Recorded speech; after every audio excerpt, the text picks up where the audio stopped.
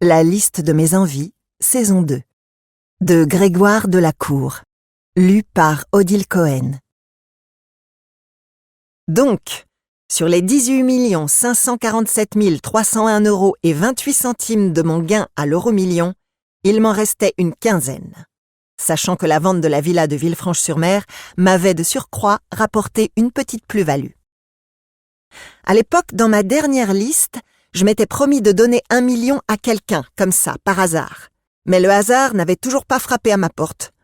Je n'avais toujours pas croisé le sourire inattendu, toujours pas lu le bon fait divers dans le journal, toujours pas capté le regard inconsolable qui m'aurait décidé. Comme je m'y étais engagée, j'avais aidé ma fille Nadine à produire son premier grand film. Elle n'avait jusqu'ici réalisé que des courts-métrages. Et voilà qu'elle avait remporté un prix important à Cannes l'année suivante dans la section Un certain regard.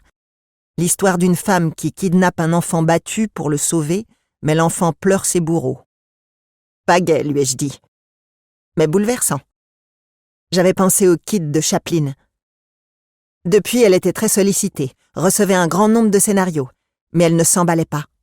Elle connaissait la fragilité des choses, le cristal de la vie.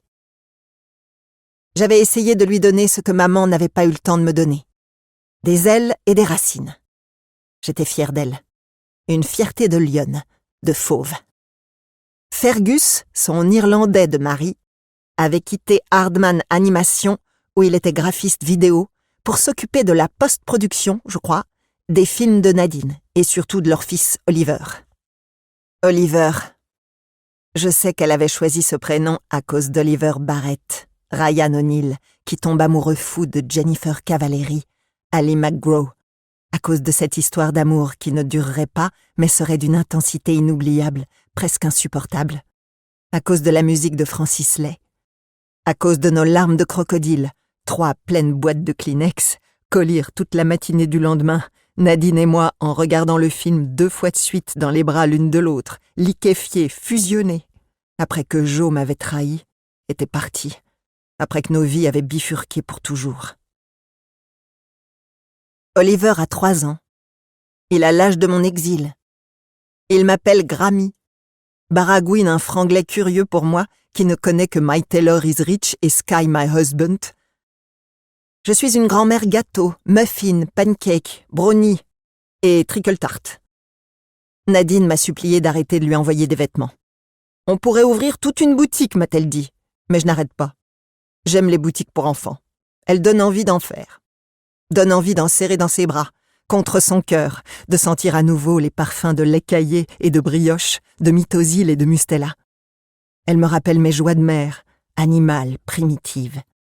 Elle me parle de Nadège, ma petite fille qui n'a pas vécu dans le monde, mais qui vit chaque jour dans l'infini de mon cœur. Nadine et Fergus partagent leur temps entre Londres et Arras. J'ai loué une grande maison rue de la Housse, vue sur l'église Saint-Jean-Baptiste d'un côté, sur le beffroi de l'autre, à quelques dizaines de mètres de la place des Héros, du café où j'avais validé ce maudit ticket avec les jumelles, de la machine qui m'avait sorti le 6, le 7, le 24, le 30, le 32 et les étoiles numéros 4 et 5. Ils y ont leur chambre, 2 salles de bain. J'aime leur bruit quand ils sont là, leur rire, le désordre que met partout Oliver. Ils me rappellent mon enfance, lorsque maman dessinait le monde, que papa rentrait en sifflotant de l'usine chimique de Tilloy-les-Moflaines où il travaillait, parce qu'il était sur le point de découvrir un nouveau produit. Une solution pour les gens, disait-il pas peu fier. C'était le temps du ciel bleu, le temps de l'innocence. Je n'avais alors pas voulu encaisser mes 18 747 301 € et 28 centimes parce que je soupçonnais que cette somme ruinerait nos vies. Et je ne m'étais pas trompée. Il y a déjà 3 ans de cela. Aujourd'hui, et bien que je continue d'assister chaque semaine aux réunions des GA, je suis guérie. Et je vais dépenser tout mon argent.